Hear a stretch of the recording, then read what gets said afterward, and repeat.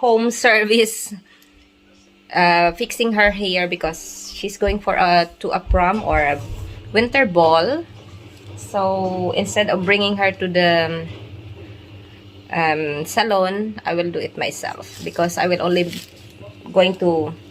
I decided to color my hair, and yes, she's also going to have color, but it will be a stripe. It's like highlights on her hair, so it looks lighter. So she will be ready, and we will see what will be the result. There she goes. She's already ready, and I hope that the result will be, I don't know yet, so just follow. See guys, I have make a stripe on her hair, just like that. It's just a highlight, and will be, I use some foil into some part of her hair so it will not go straight to her face, and we will be looking for the result later. There you go. She has a black hair, so that's the reason I see some of it are already activated, and will make better stripe on her hair. So she needs to only to stay. It will have to, like, after 30 minutes. Yes, and then we'll find out again later. She's in front of our mirror. So here it is guys. I took some samples and a little bit in the shadow.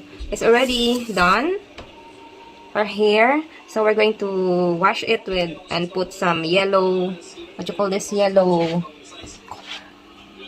the blue shampoo or the purple shampoo. Here's what the result from the foil. The reason why I put something in the foil there guys, it's because it's under, and I don't want her to get some pain in her or itchiness into her neck, because this is quite strong, and she's it's a virgin hair, as we said. So that's the result of that from the foil. And let's going to check again some here, and I'm going to wash it by myself. So here it is. I'm gonna take it off and see. Oh yes, perfect stripes. There's still some here that is not yet 100%, but that's alright. There you go. At the kitchen sink guys, and there you see the result of her stripe is very perfect. So I'm going to wash it here. So she need to bear with me, and after we're going to add some of this, the anti-yellow. So let's be with us. Let's start. I have only to adjust the water so she's not going to complain that it is crazy cold. Yes, I have it here. Perfect. Oh, it's still warm. And yes, close your eyes. And then adjust the water. Just close your eyes, I said. There you go. So we're going to massage her hair.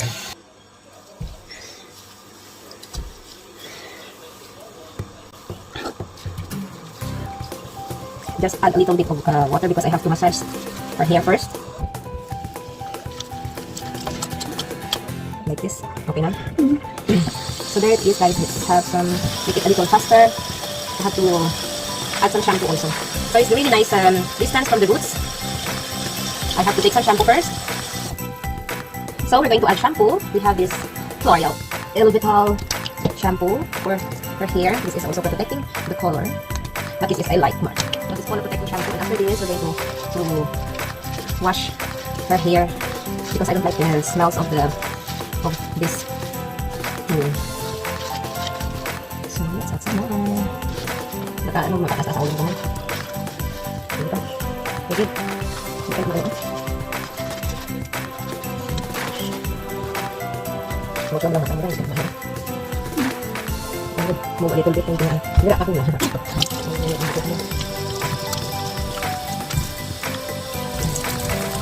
So dapat pili ka gamitin.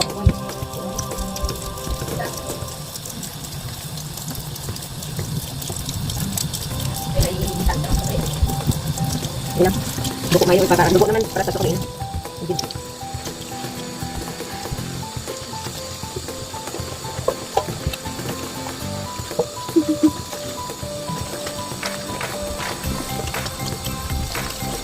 Yung kalpasan ang kasakasan kung nantay ganito.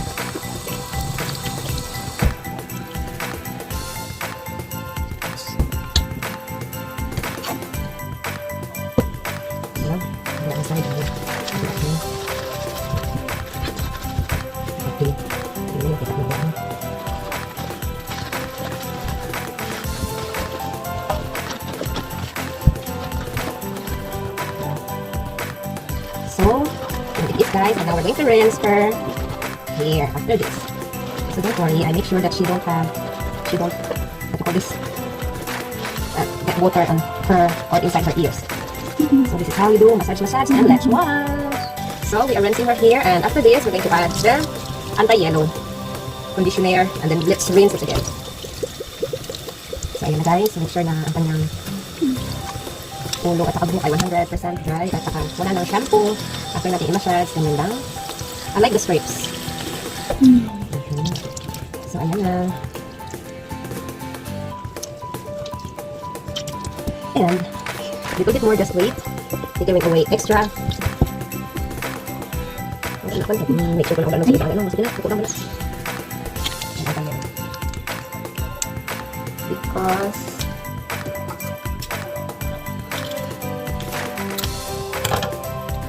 this is where it is into her stripes. Especially in the part that you put a lot of hair and let massage.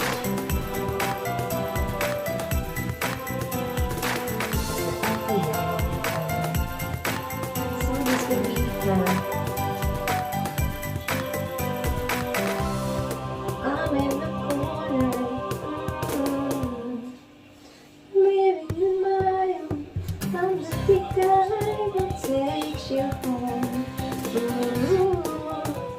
I keep dancing on my own. Okay, let's go back and wash your hair. Perfect stripes guy, right? But you don't see it if it's from afar, but you will see the highlights when it's already done. Okay, let's wash your hair.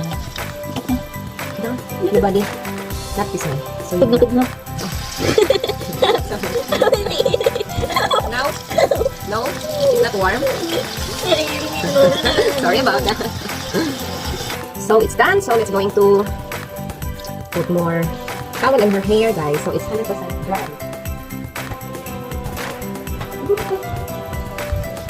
Over and yep, sit down.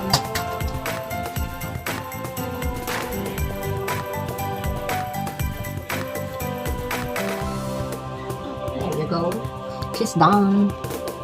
There you go. She's done. We are in the kitchen. Everything happens in the kitchen and not in the. So let's dry your hair.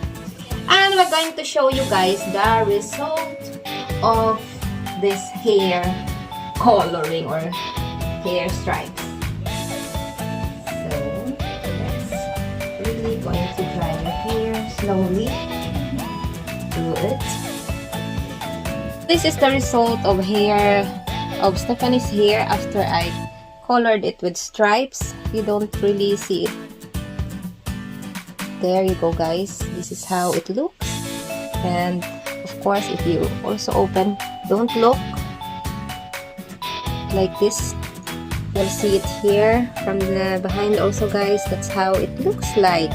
So if she have to tie it in the bun, and it's really smooth and she really likes it, so it really fits her how it looks. So there you go, how she looks like, guys. So really nice. And from the other side also, if you look, this is how it looks now, her hair. This is how her hair looks like, guys, after I color and put some stripes, highlights. There you go. Her hair is a virgin black, so but I did my best. After it's not so yellow because after I color it, it becomes very yellow because her hair is virgin black. And now look at it. If you look inside this area, there you go, you see the stripe, and it's really nice and smooth, and she's really happy for this hair result of the stripes that I highlighted. Perfect.